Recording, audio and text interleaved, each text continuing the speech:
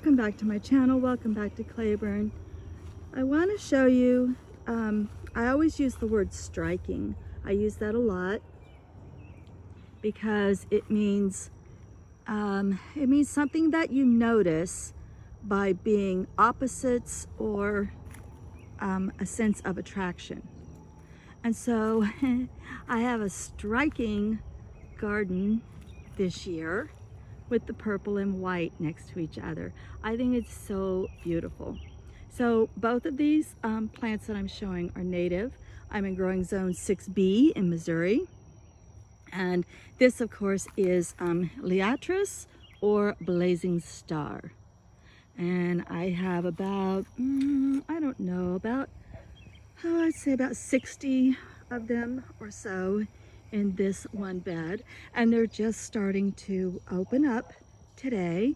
So if you've never grown them before, they're very tight at the bottom of a huge wand.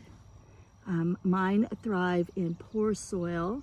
It's soil from my forest floor, but it was never, I didn't really put anything down, fertilizer wise. And so it's what I would call poor soil. Full sun, 6 to 8 hours of sun a day. And they are about maybe 3.5, almost 4 feet tall. And you can see how wide the stems are. And then the flowers are tight and they start to open from the top and then make their way down. They're so pretty. I love blazing stars. And the leaves are very interesting too, with this beautiful fairy crinkle look to the leaves. And then these blazing star happen to be growing next to some native Queen Anne's lace. Queen Anne's lace is sometimes confused with yarrow, but I'll take you over and show you yarrow and you'll see the difference. But I just wanted to show the purple and white together in the garden. And the Queen Anne's lace does get just a wee bit taller, so it's all of 4 feet tall. But the blazing star is about 3.5. And it's just so pretty that they bloom at the same time. So you get that striking purple and white in your garden. Oh, and before I forget to mention it, the pollinators are just crazy, equally crazy about both. But the bigger bumblebees enjoy landing on this because bees and pollinators like to land on things where they have a sturdy landing pad. And so since these stalks are so wide and sturdy that the bigger bees can easily land on them and the bigger butterflies. And sometimes when they try to land here, it's a little bit flimsier and does this, has rocking motion. So they actually prefer landing there. And then you get your smaller pollinators over here, but you do get some bees on this as well. So this is also native, and this is yarrow, which is what's often confused with the Queen Anne's lace.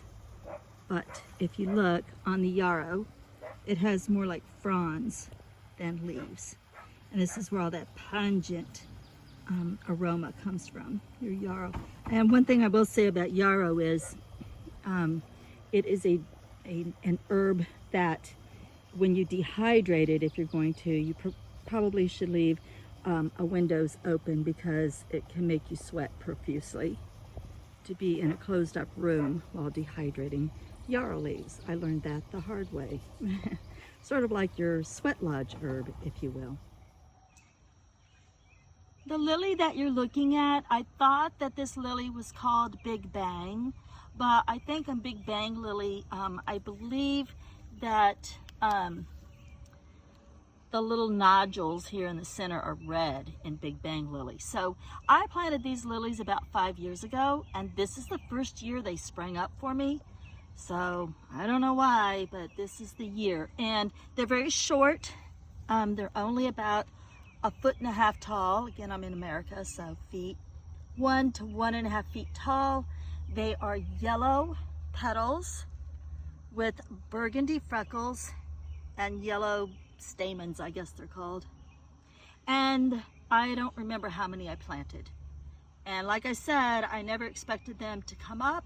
And then this year they just sprang up and there are several of them. So those are very beautiful, but very short. And the fragrance is incredibly spicy. It is such a spicy smell. It's amazing. So it's still early for the big, tall, orange tiger lilies. They're not bloomed out yet, but I've got some shorter orange or yellow lilies that are about to bloom out back there. And then this pink one bloomed out. So this one's almost a solid pink. And again, I apologize. I do not know the name of this lily and I feel terrible about it. But I put several in the center and I just didn't see them. And then this year, they just decided to grow. So I'll just give you a good close-up of that lily. And as you can see, it's almost a solid pink with white in the center and not much fragrance. Not quite like those. And these, I showed these in the last video and they smell very sweet. But those over there smell spicy. And then we have this lily. This lily gets to about 5 feet tall. And I think it's called a mimosa lily. But you can see how large the bloom is and how many blooms it has on each individual stem. The stems are quite large. And the fragrance is very light and sweet. Okay, as I have more lilies and flowers bloom out, I'll take you on more tours. I hope you enjoyed this. Don't forget to subscribe if you haven't, and give me a thumbs up, and please leave a comment. Tell me what's blooming in your garden. Much love and light. Many blessings.